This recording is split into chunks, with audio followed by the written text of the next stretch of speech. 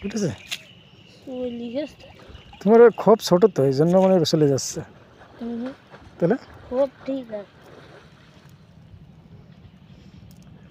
জাল ছোট এই জন্য নাকি? পানির স্রোত থাকলে জায়গায় মাছ আসতো।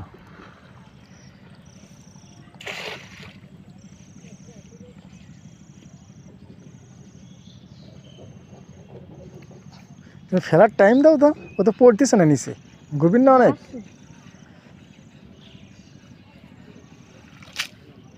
নিচেই তো পড়তেছে।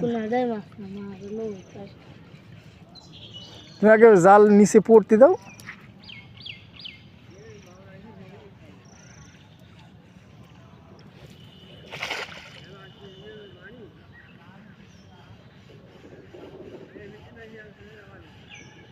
দড়ি তোমার আরো